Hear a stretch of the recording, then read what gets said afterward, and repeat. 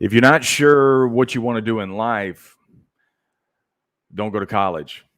Get into sales. Stick around. I'm going to tell you why. This is The Sales Life. I'm your host, Marsh Buice. And The Sales Life is not a sales podcast, although we are going to touch on that from time to time, especially today. But it is a selling podcast. Because think about it. Everything that you've achieved in life is because you sold your way there. And everything that you haven't achieved in life is because you settled and you stopped selling. Selling requires 5 core skills, and we're going to touch on these things. And it requires these skills that you can take into any area of your life. So I'll take the 24 years that I've learned in the sales profession and show you how you can apply these to your life to have more, do more, be more. If this is your first time here, won't you hit the subscribe button? That way you can not miss any future episodes. And if you've been here a time or 10, thank you so much for being back. Don't keep the sales life a secret. Be sure and share this with others. So let's talk about going to college. And you're talking to a guy who went to college, had 18 hours left, had a full ride, and I still racked up student loans when I didn't need to, and I never did finish. So when I say college isn't for everyone, this is what I mean, is because if you're not going for a specialized skill, I have a friend that his daughter is going for nursing. She has been unyielding on that, unwavering. She knew exactly what she was getting into, and she's going to see that all the way through. But if you're like me, you probably don't know what you want to do. And many times we just enroll in college because that's what everyone else is doing. And we feel like this is what I'm supposed to do. But you're going to cause yourself massive debt. And many times, and still not know what you're going to do in life.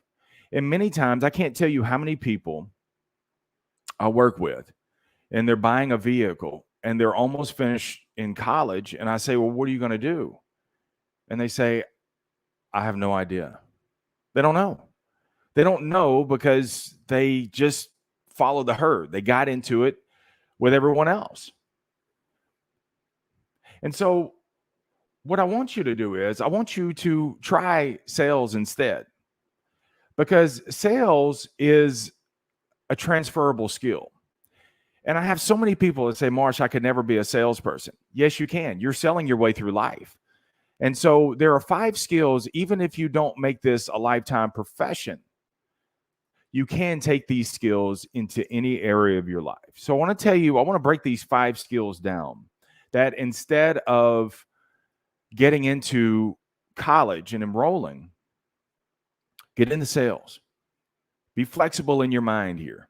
And many times, I know when I told my mom I was quitting my sure-paying job and getting into sales, she held the phone. She was like, what? Because sales has such a stigma that you got to be sleazy. You got to lie to people. It's not what it is at all. If you're representing correctly, and I said, if I'm going to get into sales, people are going to have a totally different view once they're done with me. And so I got into sales, and I think you should too. So let's break these down, because you can, after we get done with this and you get into this, you can take these skills into any area of your life. Number 1 is sales will teach you how to communicate. And communication is key. You can't connect to a customer unless you communicate. You can't get a job unless you learn how to communicate. You can't get anywhere in life unless you learn how to communicate. What's beautiful about sales is sales will teach you how to get there. Will teach you how to communicate. And communication by phone, people are phobic about the phone. So you'll learn how to push past your fears and get people on the phone. You'll also learn how to communicate by email, and then also communicating in person as well. It's so key. And so it's a little bit of that uneasiness, because a lot of times when we're working with customers, they have that natural hesitation. I don't want to be sold anything. And so learning how to communicate, learning how to break past those barriers is so key, man. And I can't tell you how it's helped me in being able to communicate further in life. It had nothing to do with sales, but because I developed these skills in 24 years, I could take these into any area of your life.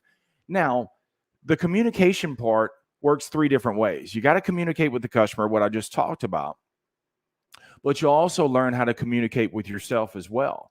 Because sales is not a profession that you can just go in there and you can wing it.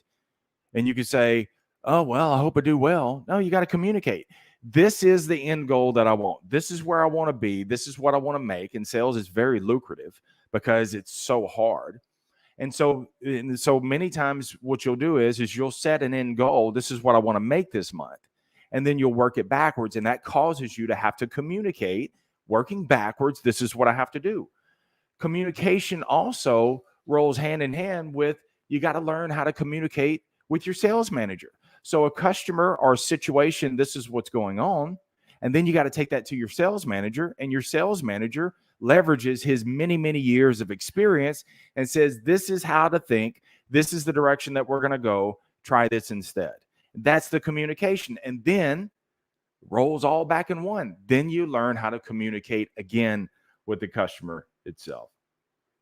All right. Second core skill that you will develop in sales is curiosity. So much of selling is being able to take things and turning it into something else. It's not taking things at face value. It's finding conclusions, how your product will serve their needs. And so that means a lot of times, man, that you've got to constantly ask questions. You can't take things at face value. If customers come in and say, hey, and you greet them and you say, hey, how you doing? Oh, I'm just looking. Well, if you take that at face value, you're not going to have a paycheck. And so communication, this is where you've got to find the little threads. What is the customer may be saying something, but their body is saying something totally different. You got to ask those questions. This is where you've got to constantly be curious.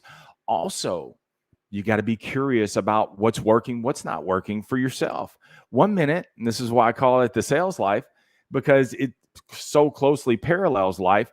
1 minute it's working, the next minute it's not.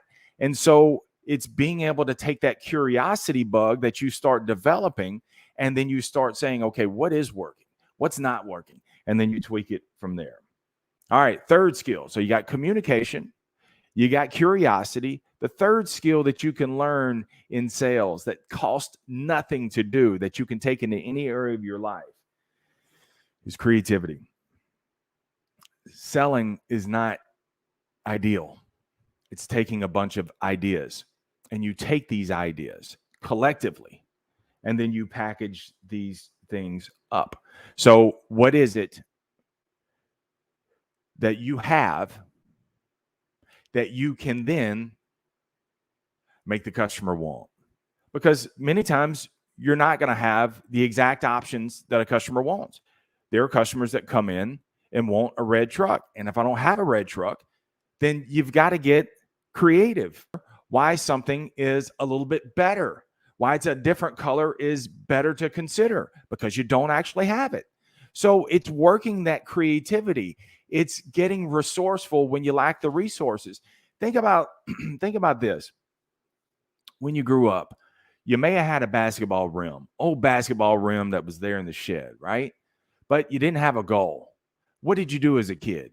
You took the rim, you found an old piece of plywood, you nailed it to a tree, and lo and behold, now you all of a sudden got a basketball goal.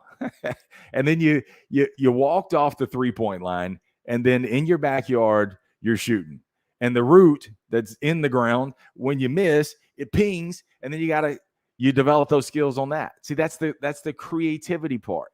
And so many times, man, people want the sure thing, and sales will force you to be creative.